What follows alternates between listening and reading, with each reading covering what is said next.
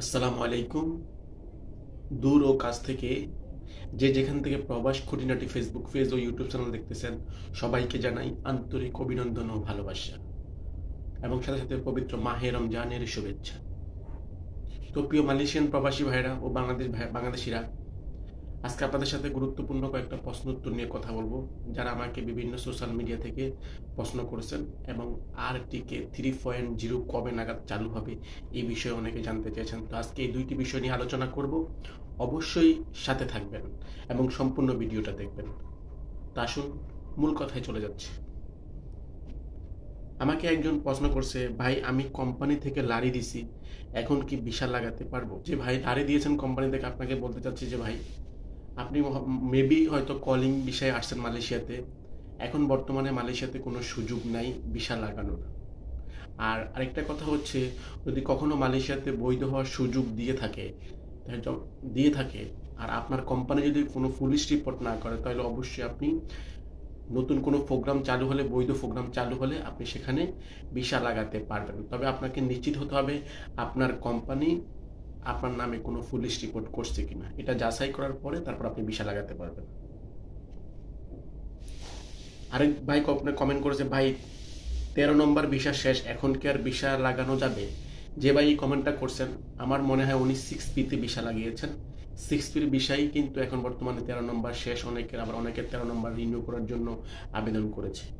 তো ভাই 6P যদি আপনি 13 নম্বর ভিসা হয়ে থাকে, যদি আপনার 13 নম্বর ভিসা শেষ হয়ে থাকে, আপনি আর ভিসা লাগানোর কোনো সুযোগ নাই।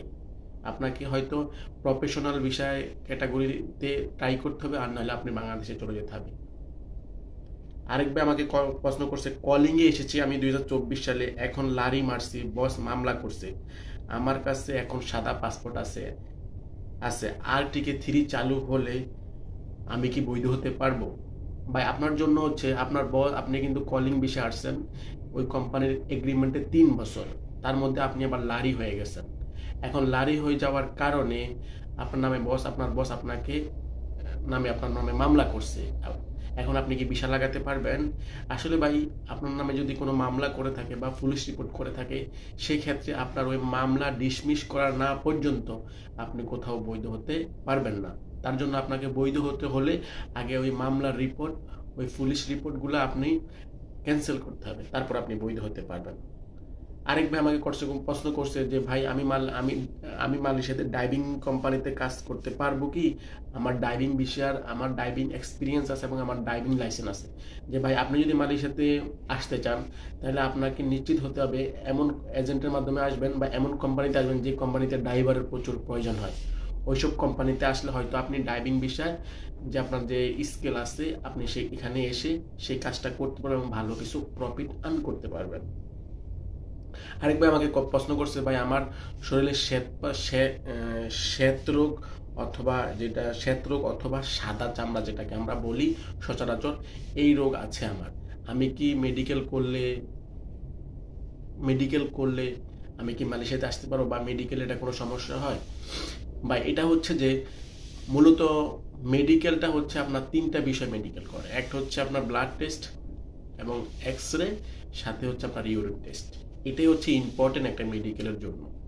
এর বাইরে আনুষঙ্গিক যে আমাদের যে সমস্যাগুলো থাকে, এটা তেমন সচরাচর দেখা দেয় না। আর আপনাকে সে দেখা দেয় না, কিন্তু ভাই আপনি যখন মালয়েশিয়াতে নতুন আসার জন্য ট্রাই করতেছেন, আপনি মেডিকেল করুন বাংলাদেশে, তার জন্য আমি আপনাকে বলবো, আপনি যে এজেন্টের বা যে ব্রোকার বা যে এজেন্সির মাধ্যমে আপনি মালয়েশিয়াতে আসবেন বা যে কোম্পানিতে আসবেন, আপনি আপনার যে বিস্তারিত যে সমস্যাটা, এটা ওনাদের সাথে শেয়ার করবেন।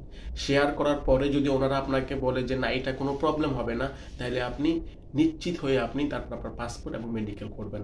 অযথা না জেনে মেডিকেল করার কোনো প্রয়োজন নেই। আমি আপনাকে বলবো যে ভাই এটা কোনো সমস্যা নেই, কারণ আমি জানি যে আপনার ব্লাড টেস্ট, এক্স-রে এবং ইউরিন টেস্টে হচ্ছে মেডিকেলের প্রাধান্য বিষয়, এছাড়া অন্য কোনো সমস্যা না। তারপরও কিছু কিছু কোম্পানি আছে, কিছু কিছু এজেন্সি, কিছু কিছু মেডিকেল আছে, যারা এইসব সামথিং সিমটমগুলোও কি ওরা দেখাশোনা করে। তো এই জন্য আপনি যার মাধ্যমে আসবেন তাকে নিশ্চিত করবেন যে আমার এই সমস্যাটা আছে, এটা নিয়ে আমার কোনো পরবর্তীতে কোনো সমস্যা হবে কিনা, তারপরে আপনি নিশ্চিত আসবেন। তো অবশ্যই আমি ফেসবুক এবং সোশ্যাল মিডিয়া থেকে যে প্রশ্নগুলো আমার কাছে আসছে, আমি আপনাদের সাথে উত্তর দেওয়ার চেষ্টা করছি। যদি এর বাইরে যদি কোনো প্রশ্ন আপনাদের থেকে থাকে তাহলে অবশ্যই আমাকে কমেন্ট করবেন, আমি অবশ্যই আপনাদের প্রশ্ন উত্তর দেওয়ার জন্য চেষ্টা করব। এবার হচ্ছে অনেকেই যেটা সোশ্যাল মিডিয়াতে অনেকেই যেটা আমাকে কমেন্ট করে যে ভাই আরটিকে 3.0 কবে নাগাদ চালু হবে। ভাই বিগত ভিডিওতে গুলো আমি বলেছিলাম যে ভাই আরটিকে 3.0 কবে নাগাদ চালু হবে, এই বিষয়ে এখনো পর্যন্ত কোনো আপডেট তথ্য মালয়েশিয়া ইমিগ্রেশন এবং স্বরাষ্ট্র মন্ত্রণালয় এবং মানব সম্পদ মন্ত্রণালয়ের কোনো আপডেট তথ্য আসে না। এখন আপডেট তথ্য যখন আসে নাই, এই বিষয়ে আসলে আমরা কোনো মন্তব্য করাও কি ঠিক না, কারণ এটা হচ্ছে আমাদের ফরেনারদের জন্য সবচেয়ে বড় বেশি একটা ইম্পর্টেন্ট সাবজেক্ট। তবে আমি আপনাদেরকে এতটুকু নিশ্চিত করতে পারি যে ভাই যদি আরটিকে 3.0 কখনো চালু হয়, অবশ্যই আপনাদেরকে আমি ইনফরমেশন করব, আপনাদেরকে ভিডিও তৈরি করে আপনাদের কাছে আমি শেয়ার করব। এই পর্যন্ত একটু ধৈর্য ধরুন এবং নিরাপদে থাকুন। কোনো এমন কারো কথা প্রবলন হয়ে কোনো পাসপোর্ট এবং টাকা পয়সা জমা দিবেন না, জমা দিয়ে যেন আপনি কোনো বিপদে না পড়েন, এই দিকে একটু বিশেষভাবে নজর রাখবেন। আরটিকে 3.0 এখনো মালয়েশিয়াতে চালু হয় নাই, কবে নাগাদ চালু হবে এই বিষয়ে কোনো আপডেট তথ্য আমাদের কাছে নাই। তো প্রিয় মালয়েশিয়ার প্রবাসী ভাইরা, আপনারা বুঝতে পারছেন তো।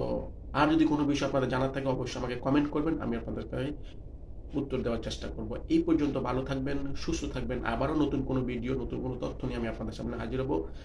আসসালামু আলাইকুম ওয়া রাহমাতুল্লাহি ওয়া বারাকাতুহু।